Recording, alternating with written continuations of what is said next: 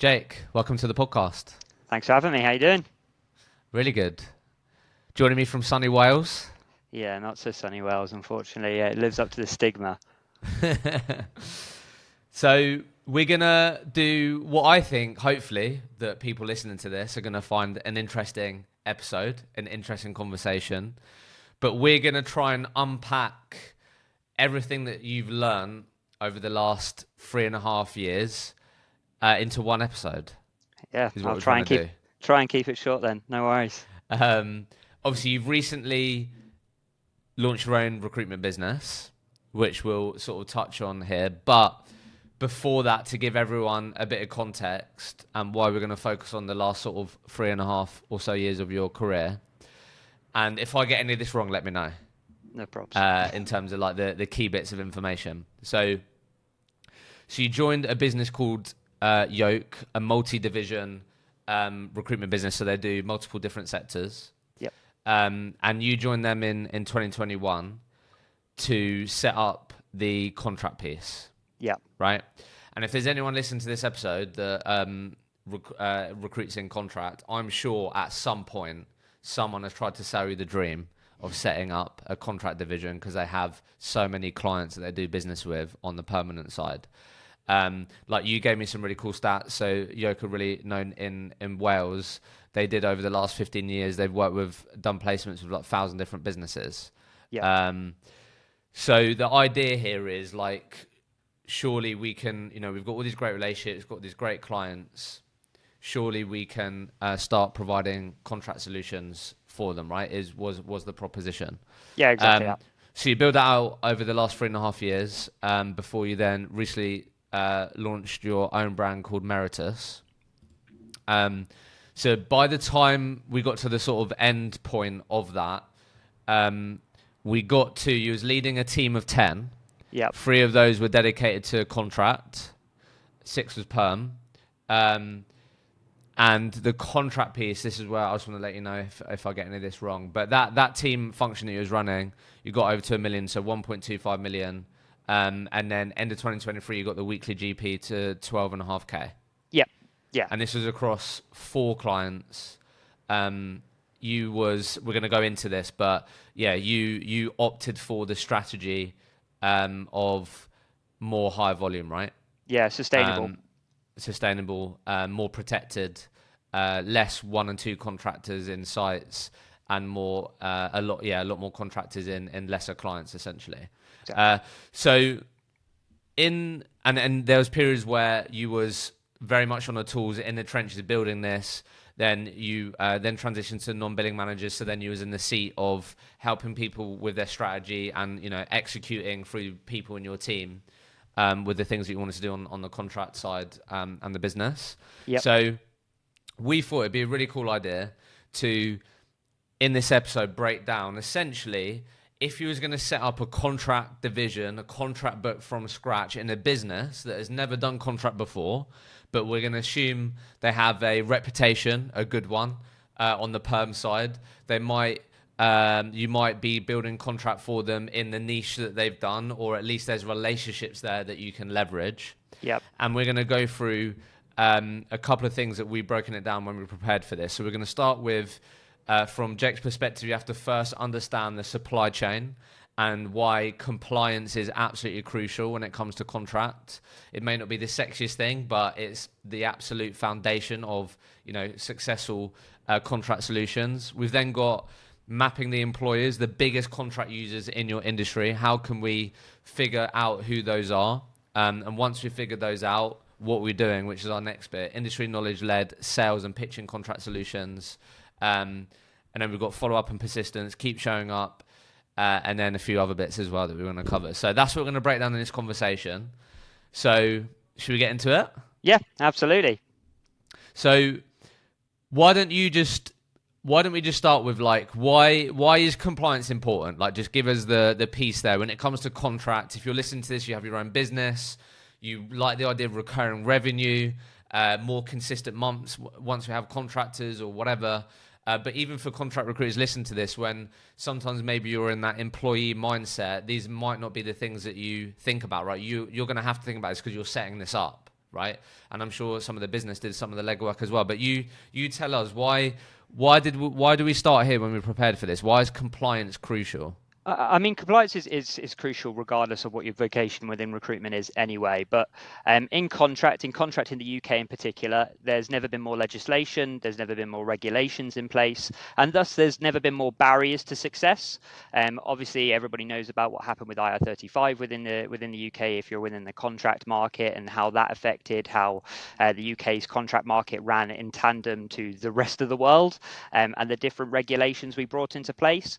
And so a big part of your sell is based on compliance, is knowledge of that, and being able to educate those who might be interested in taking on interim resource. And you have to be the master in that sense. So you can't really have a particularly efficient offering if you're having to chase payments all the time because your back office function isn't working particularly well. If you're having to explain to clients why they can and can't use an interim resource in a particular way, and you're having to be caught into big sort of scrum meetings or whatever it might be as to how they might want to use this individual.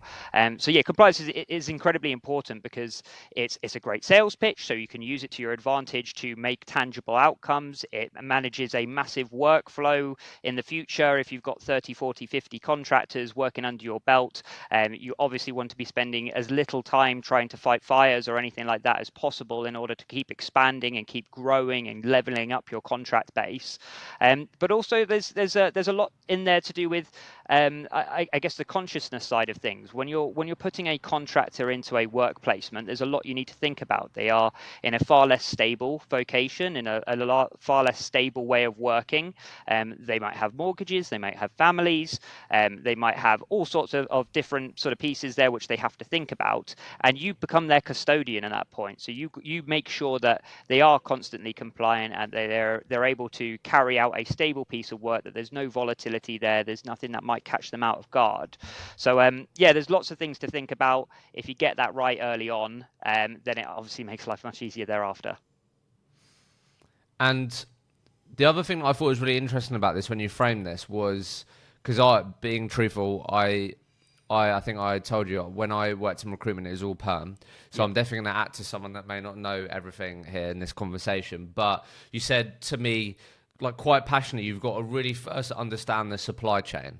Yeah. Like just explain that to me. Like why is it that's important? Like what do you mean by that? The contract recruiters, and when we're setting this up from scratch, we need to understand the supply chain. What do you mean by that? So recruitment, you typically talk when you start, who you sell to, who manages pieces, who manages the idea of hiring and all that sort of stuff. Whereas realistically, contract recruitment works in a far different way. So there's a supply chain involved because you're either working with a business and supplying that business into another business, and it's a business to business transaction. You're not just supplying a candidate or a contractor, or you might be supplying them via an umbrella. So there's a supply chain already built up there, which is the contractor moving into an umbrella company, moving into an agency, moving into the client, who could then be moving into their end customer. So there's already a supply chain built up, and you have to kind of know every cog within that as to if any issues come up, payments are missed or somebody's missing on a day, whatever it might be, what part of that supply chain went wrong. And it's also incredibly important when you're selling too, because you are no longer selling a talent or anything like that, but you're selling a resource. So you're selling a business or a consultancy or a service realistically. So you have to be speaking to people who might be involved in procurement and supply chain on their side of the business, especially larger businesses, because they will be the ones in touch with what is budget allocation, what resources can we spend in certain areas that we are labor short in, for example, and what are the risks attached to that? What are the risks attached to not having this person versus spending out this amount of money for this person? Because the other thing that you're obviously selling is a resource which is incredibly expensive. So yeah, the supply chain is two meanings. There's a supply chain which is your candidate through to your end customer and what that looks like, and then there is pitching to a supply chain as well, to understand how they procure goods and services. So just help me understand then, in the world that you then ended up building this contract book, what ended up being like the typical supply chain? Just to paint as a picture there, like what would be the typical supply chain? So from a candidate side, or from a recruitment delivery side, we would find a candidate. who would likely have to join up with an umbrella company. We would then have a contract in place with that umbrella company. That umbrella company would have a contract in place with the candidate. We would then have a contract in place with our customer, so our client, so agency to client. The client would likely have an end customer on their side, which might be a government department, an authority, whatever it might be, and they might have a contract between those two. So realistically, it is, candidate to umbrella, umbrella to agency, agency to customer or client, and then client to whoever their end customer is on their side as well. So that's that supply chain. And then the type of supply chain that I would be pitching to from a procuring of goods point of view or procuring a services point of view is largely me to what could be an RPO, which could also be a level of this supply chain even for the candidate. The RPO could then be facing their customer, customer to their client, so on and so forth. So there's certain variables within that, but realistically, the shortest supply chain you're going to have is probably 4 or 5 people involved within that, but it can be as high as 7, 8 customers who are involved in the transaction or service. So then why have I got written down here sell to procurement? Like why did that play out? Why was that the area or part of the supply chain that you ended up having to put a lot of your time, energy into in terms of selling your resource, selling the service? Well, large businesses tend to hold their recruitment in 1 or 2 places. It's either HR or it's in procurement. Obviously, you can go to hiring managers and such like that, but they either report to one or the other.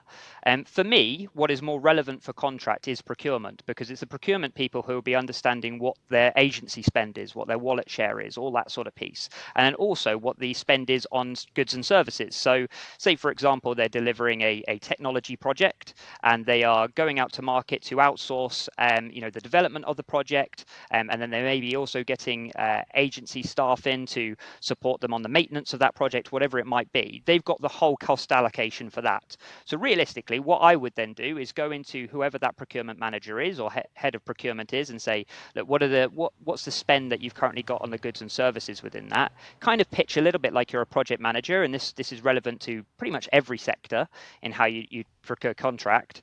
And you'd adjust the based off of that spend. If you think the spend is ludicrously high, you can kind of come in and say, look, I can match that spend, but I can give you a better quality of staff. You can have more accountability. I can bring in my compliance protocols, so on and so forth, to safeguard your process and acquiring of that talent.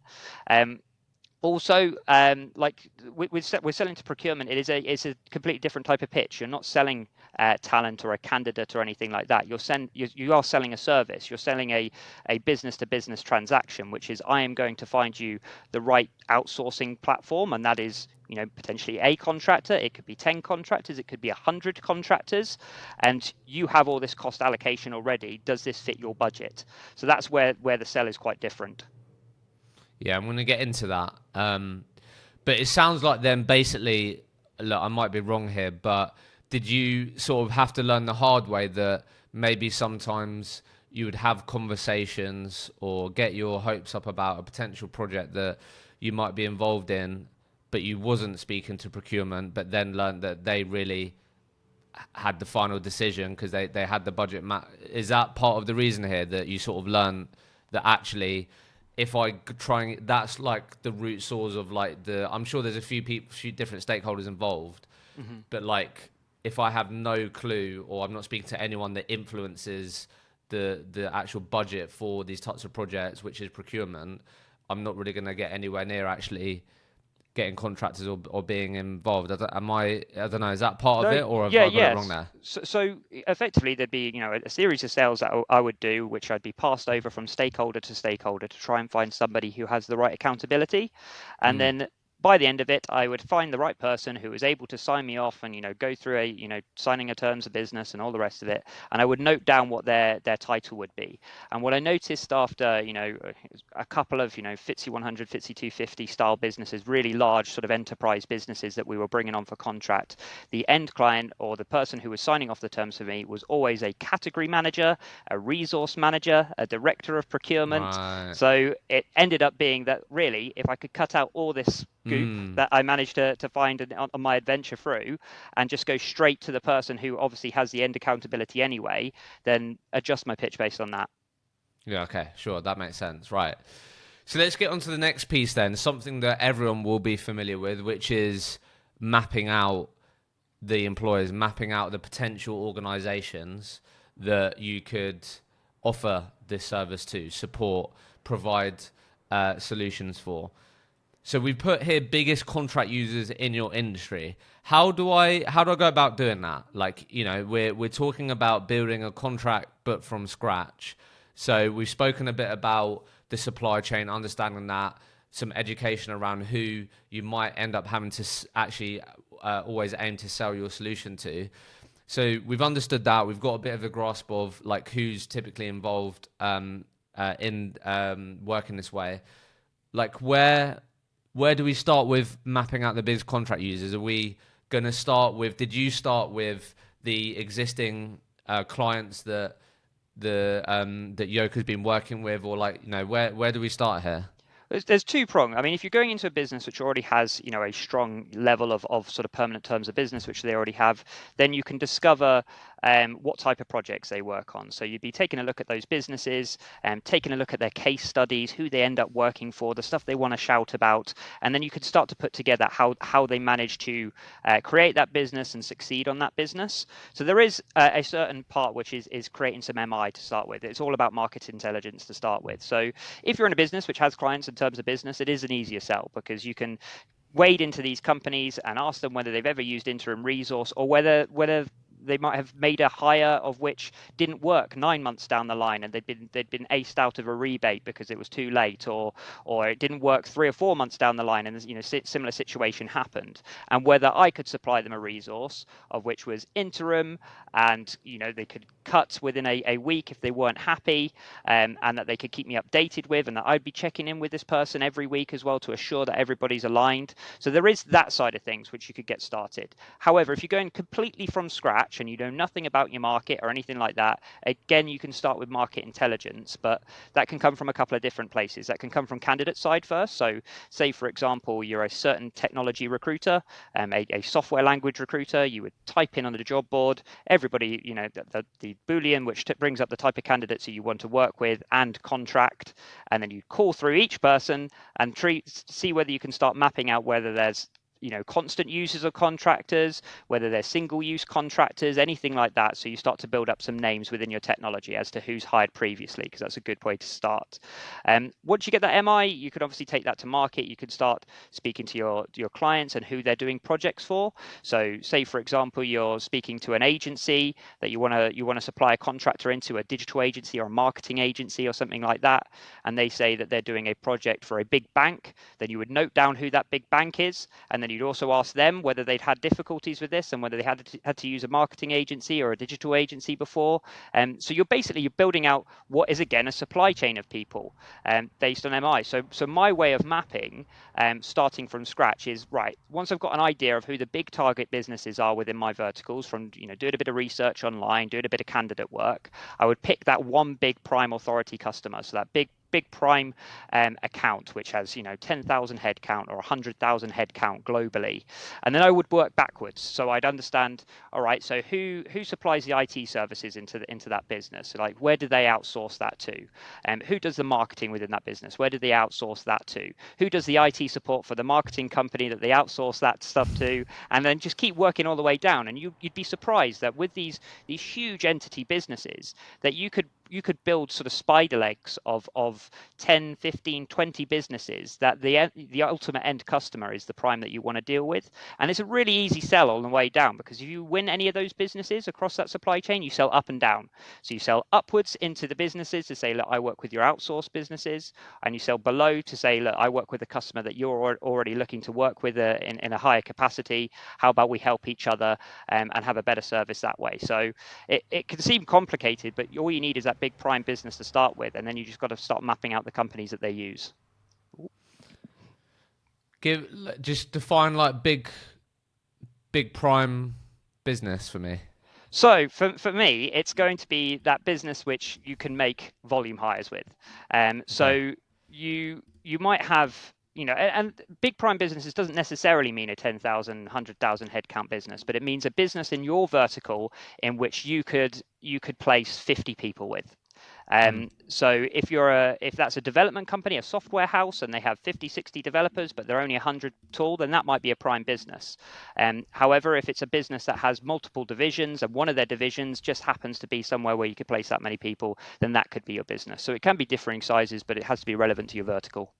We'll get back to the episode in just 1 minute, but today I'm excited to talk to you about one of our partners, Firefish, the recruitment CRM that accelerates data-driven growth. The problem with most recruitment CRMs is that they are just a database of records, meaning they become just one of the many tools that recruiters use every day. Like with all systems, the records are only as good as the data being captured. Our sponsors, Firefish, know that for agencies to win faster, data needs to be at the heart of their business, making your CRM the single source of truth. With over 10,000 records created and updated every day and 85% replacements from existing candidates, Firefish enables recruiters to enrich and engage their data, equipping you with real-time insights needed to win faster.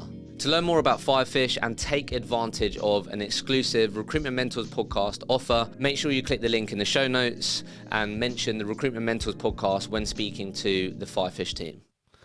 And what have you found from your experiences to be the sort of pros and cons of working more on like the small, medium business market? Because I know that obviously you had that period, and then we've got large enterprise, which is what you're talking about here. Like, what would you say are the main pros and cons of the SMB side and the large enterprise side, which is where you ended up? So the small businesses, it's more about care and, again, accountability on your side. And also there's a scare, especially in the UK market, there's a lot of people who are quite scared of the result of a bad contract hire. Obviously there's a lot of cost attached to it if it goes poorly.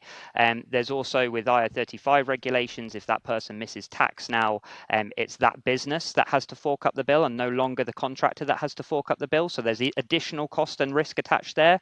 So small businesses, they're more nimble, they can hire quicker, they can get somebody started much quicker. There's less compliance in the back end, sort of, certain checks which you may have to do in order to comply with the rest of the wider organization. So that's a big plus, but it is a lot more of sort of safeguarding and making sure that you're protecting that business throughout that piece. So that can be stressful, and there could be a lot of people who, one day they wake up and they say, actually this risk is way too much. I've taken a look at the books, and if this goes wrong, then we go under. So the accountability can be massive on those small businesses, but also they can be very lucrative as well, because you can define your margin, you can define the budget with them, which means you can earn more out of those smaller businesses in tandem. With the larger businesses, they've got more governance in place. So that's a good thing, because you know exactly what you're working to. Everybody's on a level playing field. You're supplying candidates in which you already know how the process is going to go. The process is identical regardless of the position you're placing there. You're interfacing with the same people. They've got a reputation. It's easier to source candidates for those big businesses as well, because there's a name value there.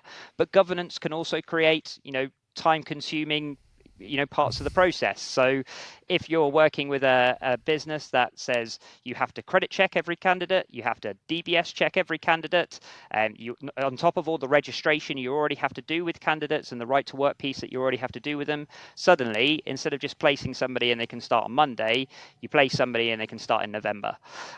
So that's the difference there, is that it can be more time consuming with the larger entities. And then what's been your experience of, because I think you, on your journey, you had a period where you had contractors where it was one or two contractors in one, across different clients, right?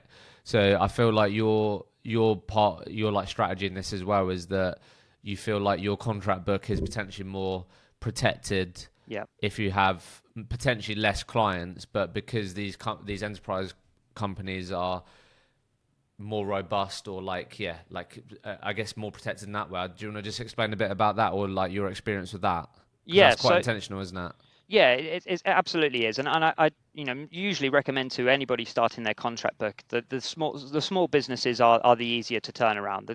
The procurement process in terms of getting terms signed is much quicker. You don't have to wait 6 months to go through certain parts of the supply chain to get certain signs off from different directors before you can even get your first contract job. And that you define the budget, which means you can define higher margins quite early on, and you can also you change every day, you sell every day, you learn much quicker if you're in an environment in which you're selling every every day as well, and it forces you to do that if you're just going into businesses selling ones and twos each time. So that first year you can get up to what is always the golden piece in the UK, which is like a £5,000 weekly GP within a year or a year and a half by selling to those small businesses. But where I had to bob, the reason I did so, and it was always part of the strategy to do so once you built up a decent platform of fairly lucrative contractors, is when the economy stumbles. So in the UK, in a lot of Western Europe, there's been a lot of economical issues, which are continuing, high interest rates, which really affect businesses. And then in my market at that time, which was technology, there was the tech bubble burst. So 40,000 people get made redundant in London in the space of 2 weeks. You see of tens of thousands of people being made redundant all over the UK in certain technology vocations. And that just meant to me that when I was speaking to these hiring managers, now everybody was being very risk averse. They didn't want to be part of those people who had to make redundancies, and certainly didn't want to make redundancies because they'd brought on a contractor via me. So instead, I was looking for those businesses that, were very stable through difficult economical times, like their shares never dropped during these periods. They are not seasonal businesses either. And there's definitely such thing as that, and it's growing ever more so, these seasonal businesses who go through seasonal hiring waves, but rather these sort of everlasting greenfield type businesses in which the strategy is constantly expansion. And even if they went through periods of where they lose projects, they have these massive bidding and tendering teams in which they were going to be using you anyway to help with these bids and tenders to get the first contractors in elsewhere. So my move away was that I saw that tech bubble burst. I saw a lot of my contractors get made redundant. I saw a lot of my clients go through really difficult times, and I felt, look, I don't really want to be going from zero every single year to build up to this point once again. And instead, let's concentrate on something which is uber sustainable. The volume will have to be there to match it, but something in which I could achieve and predict the same wallet share every single year without fail. So just to wrap this piece up then, if I was in your team and I was building out my contract desk, and I'd say to you, Jake, I've sort of mapped out the big prime businesses, the supply chain, etc. What would you expect to see as like a minimum from me? Like, what would you expect to see on that? If I don't know, maybe a document or something but like, just so we understand that, like, what does at least a minimum standard look like on mapping out these types of entities and companies in my space? I think it's worth putting milestones down. I think there should always be a 3, 6, and 12-month milestone for contract, mostly because your first 3 months, like, it's so heavy sales based, and it can take a while to get contractors started anyway, with the compliance you have to put in place, that realistically I'm not expecting a tangible sort of fee-based outcome from somebody within their first 3 months. And what I'm expecting is, you've got this big authority customer, this big prime business that you want to eventually get into. You've mapped out their supply chain downwards. You've then built up a contact base of 5 to 10 people in each business. Maybe half of them are in HR and in sort of C-suite positions. The other half of them are in procurement and supply chain or something along those lines. And then you've written up a couple of really good sort of email pitches, virtual pitches with a presentation. You've got an idea of where each one of these contacts are based geographically. So really, like, in-depth, detailed stuff within the first 2 or 3 months that then arms you to say, right, in the next 3 months after that, going into 6 months, I want to land a couple terms of business, and I'm gonna highlight all of these people every single week. They're getting an email, a call, a follow up, so on and so forth. Keep it, and then create an email chain that you could keep forwarding on. Keep yourself known, keep responding to, keep the communication live, even if they keep trying to shut it down. And then really, it's that back 6 months, that back end 6 months, which is where you'd expect to start to see the fees being achieved, because contract can domino effect really quickly, because you've got single stage interview processes, and you've got 24-hour feedback on things. And once you've got all your back office function in place, you could start them next week. So realistically, you have 2 or 3 good contract weeks, you could get up to 10 runners, actually much faster than anything else you've done up to that point. So that would be the thing which I'd expect in the first year. Yes, that's a really good breakdown. So you were touching on it there, but the next piece that we had was, with that market intelligence, with that plan, we then, like you said, need to effectively, consistently, persistently, like, sell, pitch, to the problems that we believe we can fix with the resource and the people that we work with. So talk to me a bit about this then. So I think I've got here, people are scared to use contracts in the UK. I don't know, do you want to start there? And then we can get into the pitch and sort of how you figure this out. Yeah, I mean, the first thing you need to understand is somebody's stance on interim resource and whether they've ever used it before. Because there's two reasons why somebody can be scared, and it's either they've never used it before, so they don't know the outcome, or they've used it before and they've been burnt.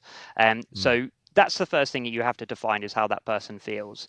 If they've been burnt before, it's a case of, trying to kind of buy back good grace, really. So it's a case of, I'm different. The reason I'm different is because of this. This is how I experience it. This is my knowledge within this sphere. This is what I can guarantee you in terms of, short notice periods. This is a quality that I can guarantee you. We can set up a process together. I can be, extensively involved in the vetting of that person. I can show you project examples, whatever it might be. We will get into place for you so that you make the most informed decision if you're going to bring on interim resource. And I'm not the type of customer to just disappear when things go wrong. I would confront it head on, and I'd be able to support you thereafter if we need a replacement or whatever that might look like. So that would be the person who's been burnt, is trying to address why they were burnt previously, and how you would approach it differently, and what sort of processes, practices you've got in place to make sure that something like that never happens again. And then you'll have the person who's never used contract resource before. So they would have heard, £500 a day, £600 a day, £1,000 a day for this resource. That seems like it's going to break the bank, but they don't realise necessarily how much they're spending on their own permanent resource. And that when salaries are deducted, bonuses are deducted, pensions, packages, so on and so forth, how they might be comparable in year one, and you might only need that resource for 1 year anyway. So there's a pricing piece which they might be worried about, that they've never had to think about before. And then there's also how do you manage somebody who's not part of the business, not part of the culture, doesn't understand the politics, anything like that within the business. And then that's a case of, actually, you can find that that's quite freeing, that you are using this service purely for its outcome, and that this person or this business that is looking to support you does not care about any changes you might be implementing to extend the hours of the day because you're going through some difficult times, or you've maybe had a wave of people leave to a competitor most recently, and what culture that creates. Does that create an environment that everybody's a bit nervous about? These contractors will not care about that. They will come in independently with the idea of execution. And it's really playing on that as a sales piece, that they're a completely different form of workforce to your permanent contingent. Really, really good breakdown there. So we've got here, you have to get your pitch right. We've got virtual, face-to-face, email. Yeah. Let's go through these. So let's start with email, I guess. Yeah. Like what from your experience, from what you've helped people, why don't we start with, like, where do a lot of people go wrong when it comes to pitching the contract solution, or trying to get in front of these people? Where have you found typically people gone wrong? I find that a lot of markets are constantly on a knife's edge as to whether they're candidate-led or client-led.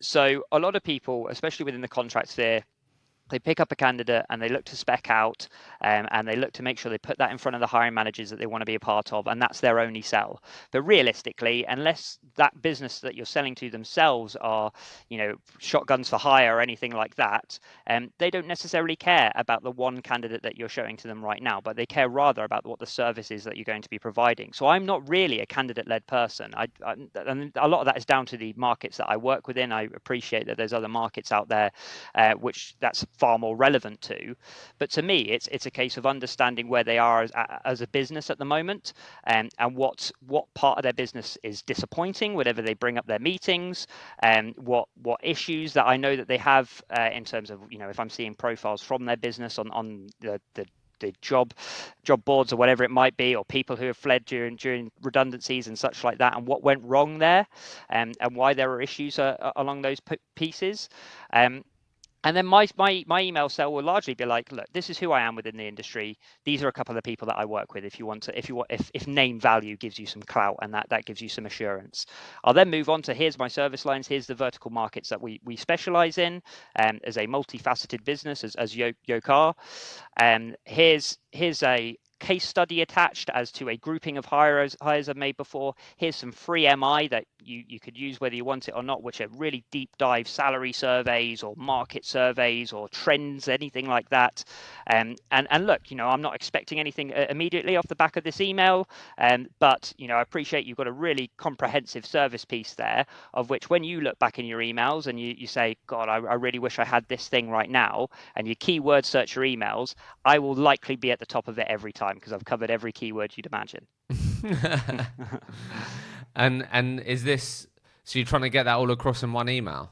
Yeah. So I try and be Typically. informative. I mean, it depends who you're selling to. So I have a strong like a strong feeling towards that you sell differently to different generations, and a lot of people might see that as slightly unusual, but we all consume data very differently. So I find if I'm selling to a more traditional business, a big, robust business that has people, I'm selling to somebody very senior within that business who's probably had to work their way up, 10 years to get to the point that they're in, then I will be sending a very detailed overview as to who we are. Because if I hook them in the first line, they want to know data. They want to consume all that, all that written information. They don't care for colloquialisms or using certain jargon. They appreciate that. They appreciate that you've been part of the sector because you speak in that way, and they will pick up on a lot of the lingo within that as well.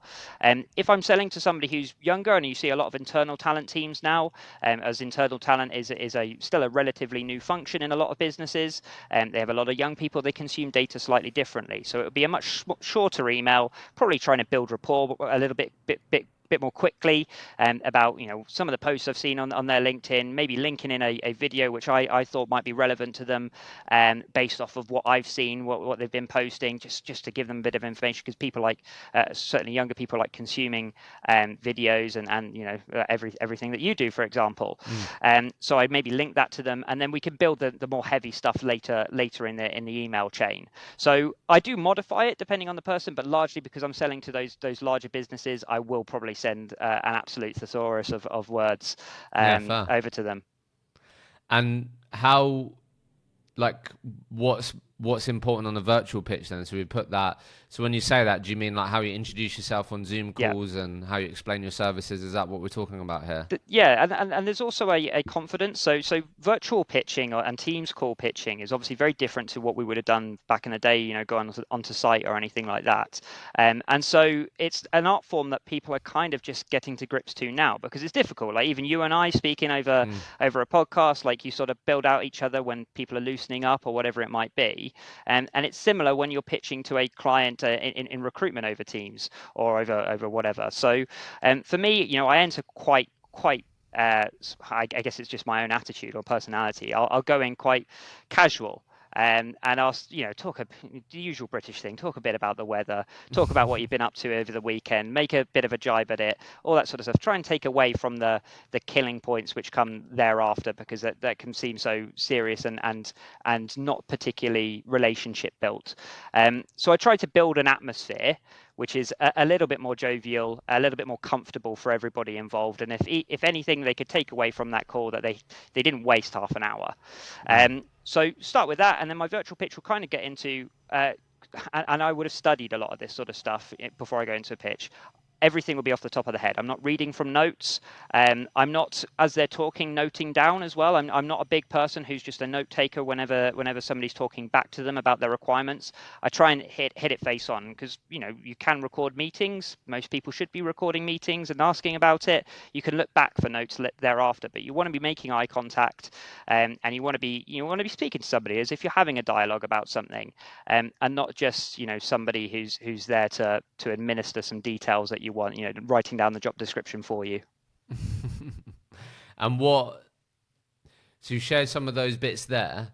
Like, what have you helped people get better at, out of interest, like in your team? Like if maybe I was in your team and my conversion was quite low from like Teams call to terms signed, or progressing things forward. Like what have you ended up helping people with, or where are sort of some of the improvement areas maybe? I think talk about talk about things which are both personal to that business and personal to the person that you're talking to within that business. So there's a lot of things that you can find out about any large company, especially online. You could talk about the numerative amount of money that they've just won off of a project with the public sector, for example, and what that looks like, and how that impacts that business. And congratulations on winning that. Were you involved in any of the tendering of that? Were you involved in any of the bids? How's that going to affect your job? And all that sort of stuff. I like opening up with phone calls as to how's the experience been like for you working at the business. Doesn't matter whether they've been to there 20 years or not, but what's it like waking up every day to go into the business? How do you feel? What's the commute like? That sort of piece, which is again much more softer and more personal. There's other pieces as well which can be sort of flattery. So there's countless awards out there for in-house recruitment functions, in-house HR functions, in-house procurement functions. You could probably find that the majority of these businesses, one year or another, were nominated for one of these awards, and you could talk about that and whether they were involved in that and whether they went on that night out, and you can sort of blag it a little bit as to whether you went on one of those nights out yourself beforehand. So I try to teach people to one, do their research, like understand what is important to those businesses, and make sure that's off the top of your head. Talk about the real detail as to what that business has won, why they're excited about it, why they want to hire for it, and why that's important. And then just start picking up some personality pieces as to, all right, what's important to this person and their job at the moment, which is giving them passion to speak to me and create some good within their own business. Like what's energizing them to even talk to me about these hires? Why do they care about it? So yeah, I guess it's too sprung in that way. Whilst we take a short break, I wanted to take a moment to chat to you about one of our amazing partners, Sourcewell, the industry-leading recruitment engagement platform. I'm a user myself, and I don't know what I would do without it. From building personalized messaging cadences across a variety of channels to automating follow-ups and data tracking straight back into my CRM. It's really made an impact in streamlining my workflow and, most importantly, accelerating my sales results. My favorite feature by far is the live feed. By being able to see in real time who's engaging with your campaigns, it enables me to prioritize my outreach with the most engaged prospects, which helps me get way more out of what I put in. So I'm going to be honest, if you haven't got Sourcewell and you're a recruiter, I really believe you're at a disadvantage. To find out more and see the platform in action, make sure you click the link in the show notes and mention the Recruitment Mentors podcast. Because you listen to this podcast, you're going to be able to get access to an exclusive offer. Free 50 phone credits, 50 email credits, which is at the value of circa £500 per user. So make sure you mention the Recruitment Mentors podcast and click the link in the show notes. And I don't know if you could give us a bit of an example or story, but let's say that we did decide to focus on more of the enterprise, larger organizations, like we've discussed. Like how many meetings can we expect to have with companies of this size over what time frame before we get anywhere near a signed contract coming over? Because I feel like, again, you can end up meeting loads different, even though you need to get to procurement, you might meet with a hiring manager and you learn things. And so what can that typically look like? Because I think that would be good to hear your experience of that for people that might be in the trenches with that now. I think it's all based on longevity as well. So for me, I have very, very rarely won somebody from first pitch. Everybody will tell you that it's there'll be posts out there on LinkedIn on it takes 12 touch points or 18 touch points, whatever it might be. For me, there's a couple of things you want to create. You create the email chain to start with. That's your first initial pitch that you send over. I have had instances in my career, one of our biggest permanent accounts in our business took 2.5 years to win, of which I was just repitching on that same email chain. You could see the original email from back in end of 2021, early 2022, and they came aboard about 3 or 4 months ago, and it was just repitching over and over again. Here's free MI. Oh, I've seen this happen with your business. Amazing. Are you interested in this? And I've been shut down a load of times in that chain, but I'll still keep coming back to it and say, look, spare wheel, if you need anything like that, let's here's another piece that we're working on. Here's an event that we're going to. Are you going going to that. So you might have a ton of those pitches before, maybe a year in or something, they could say, right, let's jump on a Teams call. I can see you're persistent. Let's I'll give you the time of day, even if it's just to get you off my back. What I tend to find, one virtual pitch can seal the deal at that point, because they've already known you for a year. So by the time you actually do the virtual pitch and you get everything out, and suddenly they're like, actually, you are legitimate about what you talk about. I'm glad I spent my time with you. Let's get you on board. So I tend to find that I could send, I don't know, 100 email pitches out, follow up all 100, maybe land 10, 15 virtual calls thereafter, then maybe pick up 12, 13 of those businesses after that, across both what might be permanent and contingency. So yeah, it's a lot up front, for those big businesses, as you can imagine. But actually, if you get into a cycle of doing that, then you'll find every month one of them's biting, one of them's bringing you on board, and each one is a massive business, volume hires on each business. So you sort of get into a cyclical piece of every month. The business that you've been targeting for the last 2 years decides to break and go for you. So yeah, it takes a bit of a pound of flesh up front, but it's definitely worth it thereafter. Well, yeah, I think this is the bit you're talking about, right? Following up, persistence, keep showing up 3 to 6 months down the line.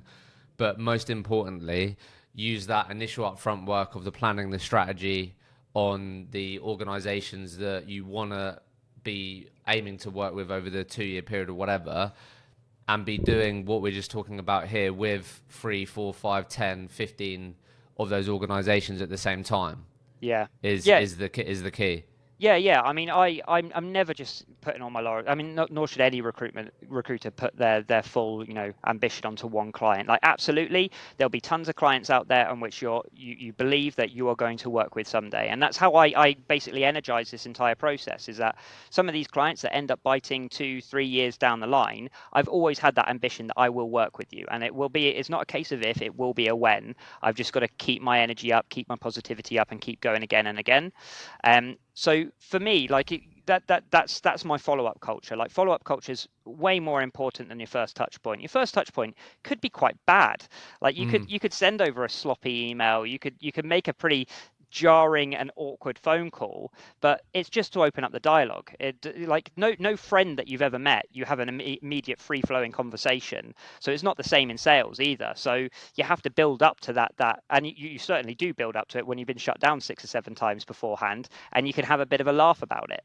No, yeah, it's so true. And then, like you said, if it's taken us 6 months, 8 months to get that virtual meeting, we get the wheels really in motion, we get things agreed, then it really is over to you to back up what you've said and the things that you said with action, right? I think this can't be, talk a lot on here around getting clients, new business, sales, but then what we can't overlook is that when you do get that opportunity, are you going to walk the walk, really? Yeah. And that's obviously like on the perm side, just as important on the contract side. If we want to be someone that's supplying multiple contractors in 6-12 months time with that organization. Yeah, so for me, if it's taken about a year to win a client, you should have in that time come up with a bit of a strategy as to how you would source them if you brought them on board. Like, don't get me wrong, there's some fool's luck out there, which is this has landed quicker than I thought it was going to. Are we prepared to really take on a business like this? But more often than not, it's never going to take, your first touch point, your second touch point. It's going to take 15, 16 touch points. If that's weeks per year, then you're already looking at, a third of the year going, or whatever it might be.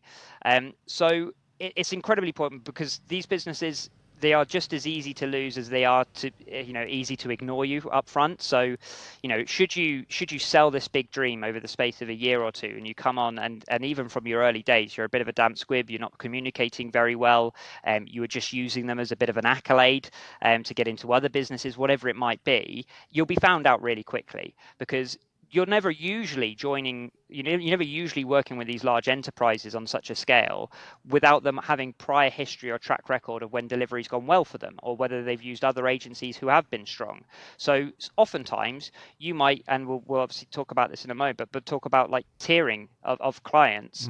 And you might join these businesses after selling to them for 2 years in their tier 3, as somebody who gets a job way after everybody else, and they still expect you to have delivery up there with the people who are right at the top, these big recruitment businesses with maybe a team of people sat on this one account, and you're just one person working on this account. So again, you have to have the independence there to understand where you come in within their supply chain in the way that you support talent, and how you individualize yourself. So if you do get into one of these big businesses and they do have a large PSL, and say they've got 15 agencies working on this massive body of work, and those 15 agencies all have 3 to 5 people working on the same body of work, you're coming up against 60, 70, 80 contractors, 80 recruiters to work on these contract roles. So how are you going to stick out as that 1 in 80 as to how they're going to keep using you and you keep succeeding and you keep winning? So yeah, it does run in 2 parts. You definitely have to deliver very quickly if you manage to get over that line. So you mentioned something there that was interesting that we didn't write down. So like, as this is all going on, you're saying that you need to really ensure you're putting just as much energy into building the contractor network and these bits. Yeah. So you can't really go in without that black book. Like it's as traditional as that is in recruitment. Your biggest asset is what you know and other people don't. So you need to keep building on that. You need to get involved within those communities as well. Say for example, you're an engineering recruiter and you're about to be brought onto a major manufacturing site in which they need 100 people to work on their production line or whatever it might be. You need to understand, well, which universities are these people getting their qualifications from? Which colleges are they getting their apprenticeships from? Is there any similarities there? Are there any other businesses locally in which look like good, leaping boards or stepping boards into this business? And you build up a community thereafter, because you want to start building like a referral list as well. So it's not just about the candidates who are live right now, but the candidates who are big parts of their culture in their current businesses, that if they left to join your target client, are people in their previous businesses going to join with them? Do they miss that person? Do they band around what that person does with their career and want to emulate them? So you have to really ingrain yourself within communities too. How long does it take to build up a black book? It depends what market you're working, I guess. It's much easier if you're working a market of which there's 10 people who are qualified to do the bloody thing in the country. If you're working in something incredibly broad, it can be very difficult. Like for me, like as a recruiter who's not necessarily bound by geography, there's all sorts of weird and wonderful places, even in the UK, that I've recruited into that I've never visited to, that are in certain suburbs of which have a completely different culture. That's sort of the beauty of a lot of the UK, is that we're so many different regions and such, which all work so different, and we're so proud about it. So you might be speaking to a couple of people who work for local businesses there, and they have a particular way of doing things. They start, they have similar shifts. Maybe there's more of a concentration on earning in those places. Maybe there's more of a concentration on family life, whatever it might be. Maybe they're from more affluent places, so they have, they're used to that sort of income and they're expected of that sort of income. Or maybe you sell differently because they're not from those sort of places. So, there's certain communities, and like learning those communities can be very difficult, because the only way you're going to understand, which colleges everybody comes from, and the type of friends they would have made at those colleges, and understanding whether maybe your contractor over here actually went to school with your contractor over there, but they don't even know that they're working with you, both separately, is if you call everybody, and if you see every CV, and if you're constantly like perusing the market all the time. So what else do we have to really get right then if we want to build a successful contract desk then? Like, is there anything else that we want to add here or emphasize before we wrap this up? You've got to be really in front of your clients all the time. It's really easy to forget about the contract recruiter that supplied you that one guy for 3 months.